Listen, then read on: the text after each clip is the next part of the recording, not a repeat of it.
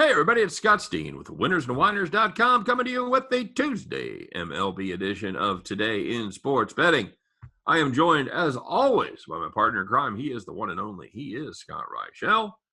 Scott, what do you say? How about a little baseball? Yep, definitely a solid day in baseball yesterday, so hopefully it carries over into Tuesday. Hey, did you know that Madison Bumgarner is not as good as he once was? I made a tweet about that. I know that we talked about it on the air ad nauseum and how he is basically finished as, his career is kind of over. Finito. We talked about it, and I said that I said the one bright spot about his current struggles is the nickname, because he doesn't have to change it. Because he's mad, and he's definitely a bum right now, so he doesn't have to change his nickname.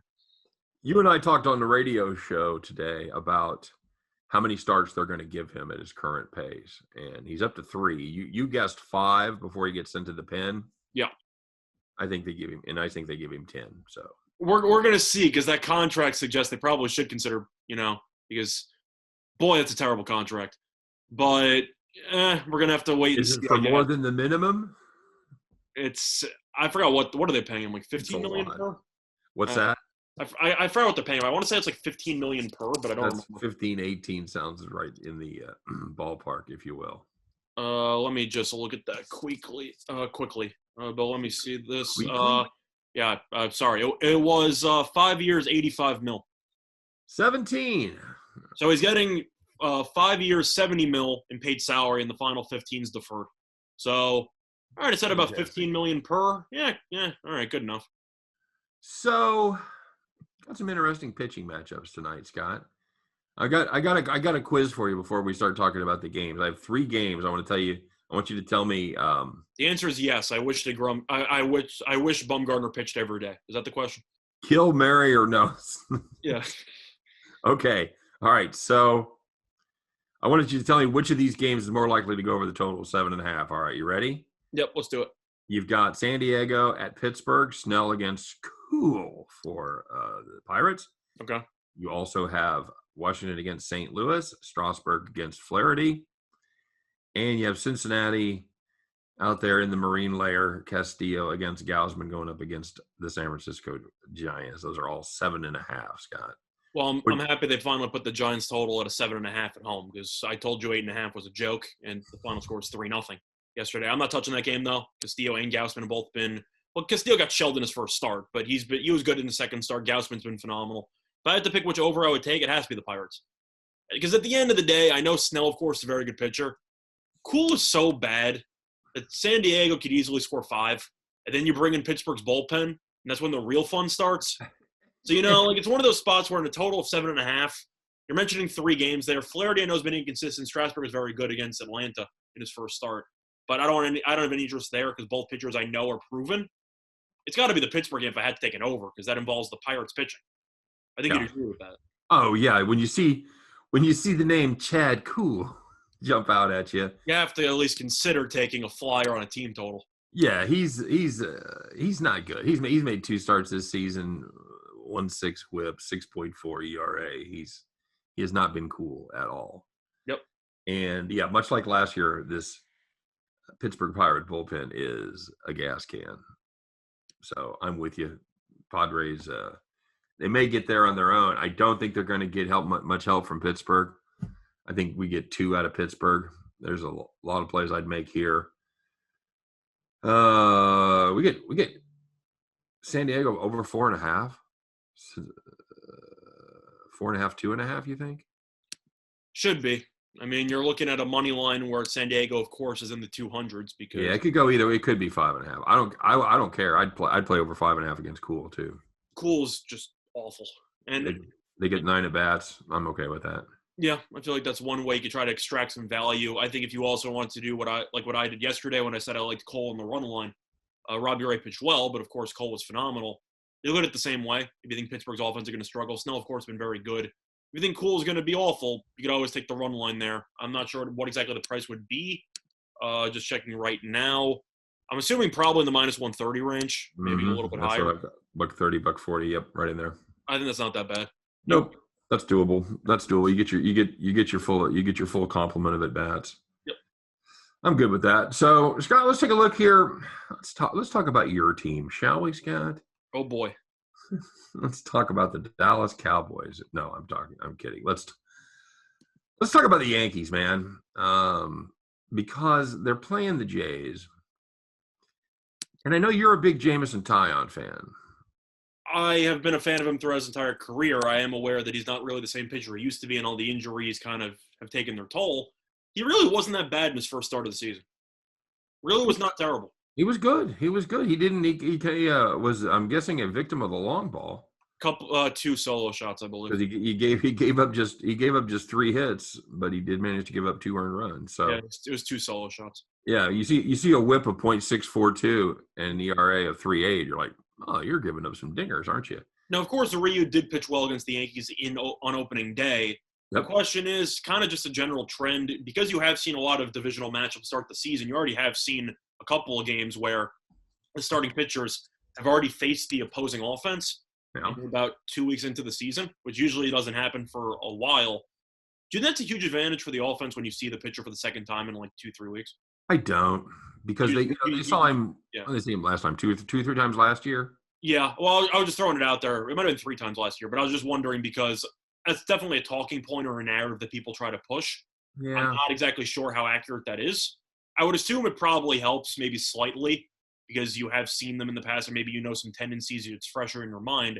But the pitcher also knows the tendencies. So right. Some things up every now and then. Like, I don't know if it really matters, but it's worth talking about.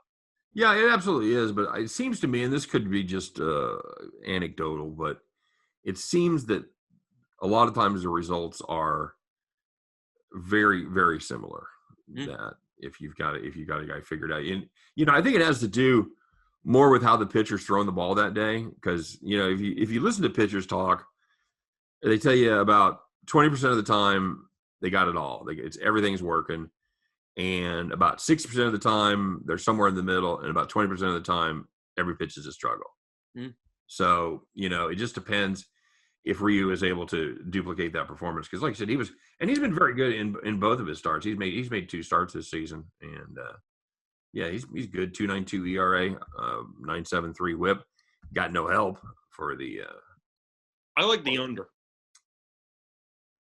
We got it at 8.5. Based on how the Yankees are usually priced, yeah, probably should be 8.5. Oh, we got this. Is it really going to be? I see 9. I see 9. Yeah. I gotta like the under in that one. Yeah, I'll play the under there with you. I think I'd have to look at the Yankees as a plus, just as the underdog, because Toronto. Truth is, I know this offense had a lot of hype going into the season. Really has not looked as good as you kind of hoped it would. Oh no, not at all. I'm not really sold on that Toronto team, but I know the Yankees won yesterday. The offense did nothing. The backup catcher had 2 home runs, and that was pretty much the entire offense they had. So the Yankees can't really hit right now, and Toronto hasn't hit well either. And both starters have looked pretty good this season. I like the under 9. Yeah, I'm with you. This is a Yankees team averaging about 4.1 runs per game. Toronto somewhere around 4.4. So yeah, and both pitching staffs have been pretty good. Toronto bullpen has actually been much better than I thought it would be. I think the Yankees bullpen's like top 3. I'm pretty sure the bullpen ERA for the Yankees like 1.6 or so. 1.73. Of course, that's not counting tonight. So yeah, they could be. It's 1.61 now, I believe. Yeah, I was gonna say they could definitely be down in that 1.6 range. Fantastic whip. Yeah, bullpen's been very good, and that's surprising for the Yankees. Well, it's more surprising because Britton's been injured, so you have to kind of try to piece some stuff together. That's what I'm saying. Without the full contingent of their relievers. Well, Chapman's been nuts, but yes. But if, this Toronto team, I'm not ready to give up on him yet, especially if Robbie Ray is actually going to be a competent major leaguer. I didn't say I'm giving up on him. I'm just saying that the offense has been underwhelming. No, I know. But I'm not sure I'm ready to write them off for the season based on their slow start of their offense. I'm trying to figure out what they need. I know that Hernandez is now on the IL, and he's probably their best power hitter. What do you think they need? Because you're looking at the core. Bichette, of course, is solid, or he's supposed to be solid. Guerrero is supposed to be very good, but I feel like he's kind of underachieved so far in his career. Semion's was pretty good to start the year. I feel like he cooled off over the last couple of games. He's got a couple 3 home runs, but he's not hitting anything for average. He's hitting a 215 or whatever. That's what I'm saying. So it's a mixed bag there. What do you think they need? Because I think they need more hits. I think they need to do a better job of keeping the line moving. That's fair. I mean, I feel the same way about the Yankees, and now based on today's baseball, you have home run or bust mentalities. But Right. at least work a pitch count or something. Yeah. The Royals, they did their best to change the game, Scott. They came in, they had 2 successful years built around average starting pitching, fantastic bullpen, and a bunch of guys that didn't hit home runs. That just made a lot of contact. And they made the World Series twice. Yeah, that's what I'm saying. They made the World Series 2 years in a row. I think the year Boston won, they were middle of the road in home runs, but they were like number 1 in hits, I believe. Yeah, and that's the thing. Even Houston. I mean, Houston.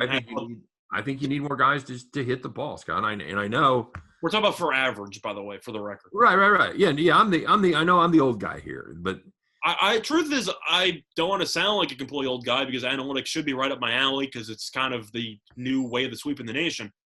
I really hate the home run or bust mentality of baseball. Like, I don't know how you're supposed to win games I'd say in September or October by just solely relying on home runs every single time. I don't need to see another guy that hits 240 with 180 strikeouts.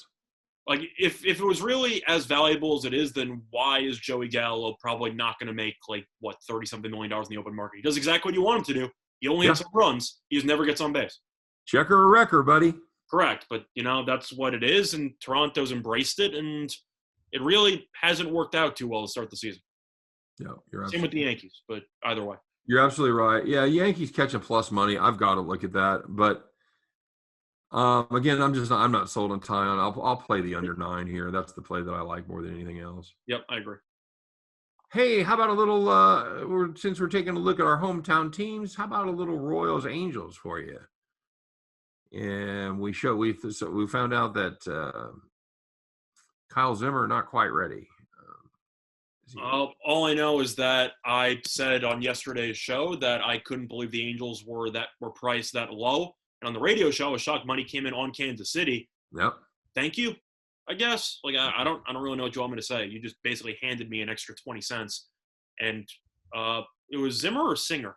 Singer, that's right. Yeah. Sorry. Either way, I said he probably belongs. I told you I get those guys mixed up, and they're my team. Yeah, but I said he belongs in the minors. I think that he could be good, but I think he definitely needs to work on his mechanics a little bit more with his consistency.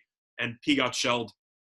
I have to take the Angels here. I mean, you're looking at these pitchers. I know Duffy was very good in his first start of the season. Bundy's been pretty good through 2 starts, but I'm looking at these lineups. Angels have been mashing the ball, and Kansas City has not. Now, people remember Kansas City in the first weekend killing Texas pitching. Since then, they haven't really hit the ball at all. And meanwhile, the Angels, this team hits. And we knew that they would hit. It was the pitching we had questions about. This Angels team, I believe, has scored 7 runs in 5 of the last 7. This team's really had a lot of success. And Kansas City's bullpen, it's supposed to be good 8-9, but the issue is when you're not leading games, the rest of your middle relief isn't that great. Yeah, and what they scored tonight? 4? Roseville 4? I believe they lost 10-3. 10-3? So it was 10-3 or 10-4. I don't remember. Yeah, I can't. I think it was 4, but either way, it was 10-3. It was a 3. Okay, so that's 15 runs in their last 6 games for the Royals. So that ain't good. No, nope. and I talked about this on one of my play of the day videos that the Royals are doing the thing that the Royals do, where they just go into inexplicable slumps and it could be 10 to 15 games, and they can't hit anything. I got to go with the Angels. Yeah, you really do. You're laying a good price. You've got Bundy's. I think you'd agree, probably their best starting pitcher. Yeah. That's not saying a lot because I'm not a fan of the rotation, but I have to assume that he's their best starter. Agreed. And Duffy, pitched well. He went 5.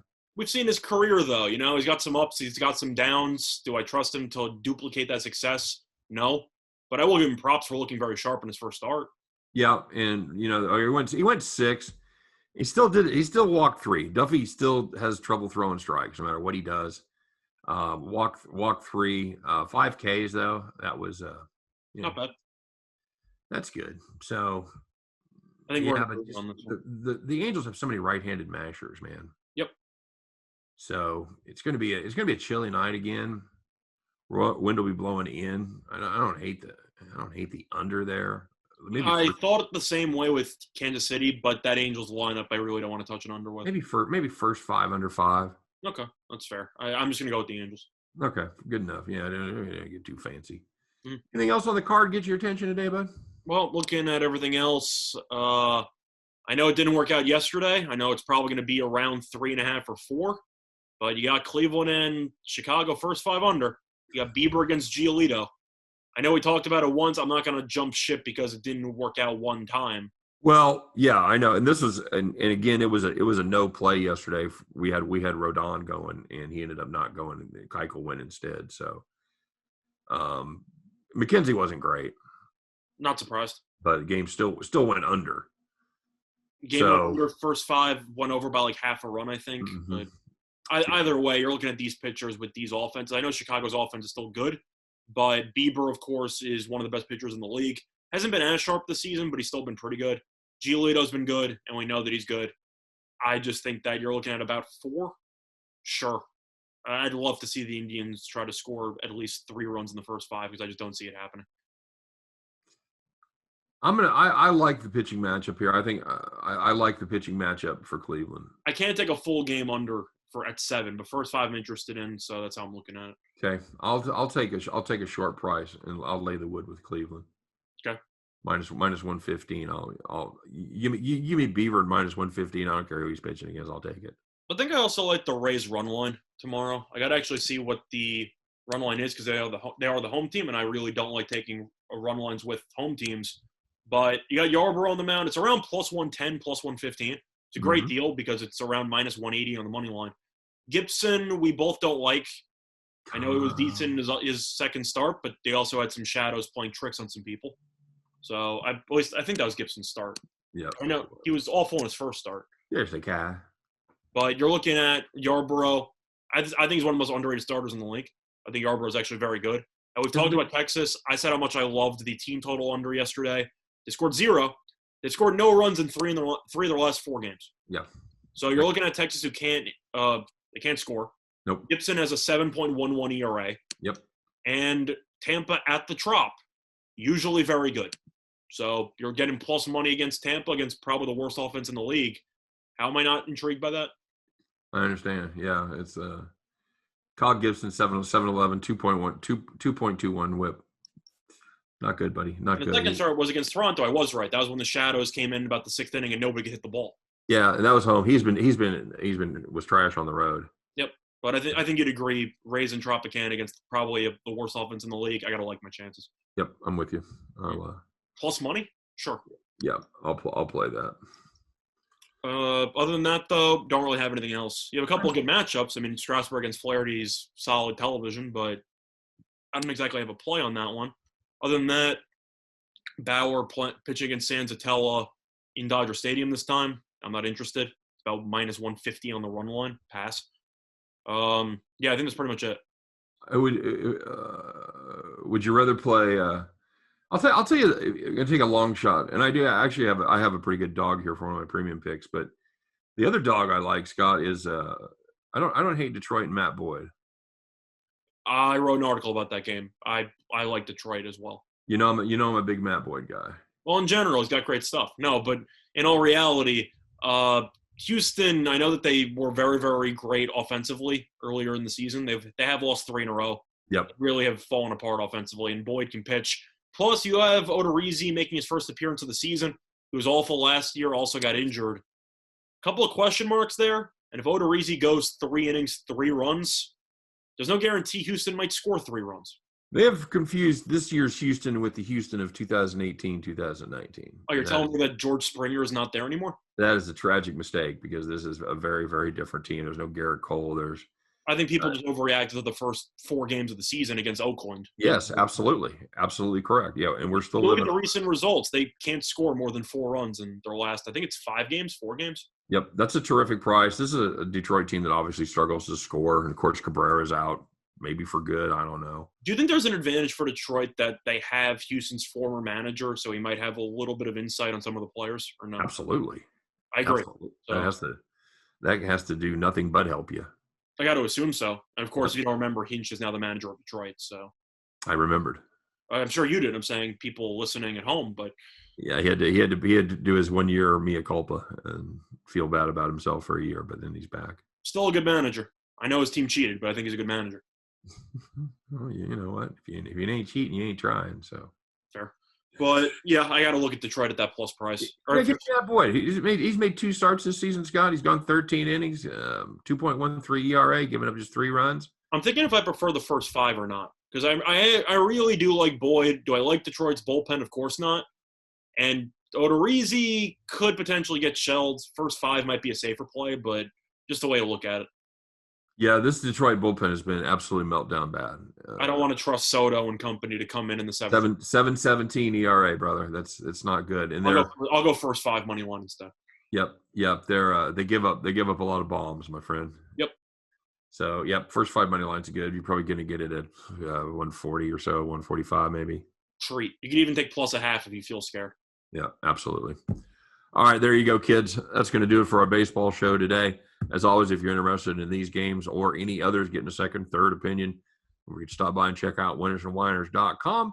And we appreciate you guys stopping by today. Don't forget to give us the like for this video.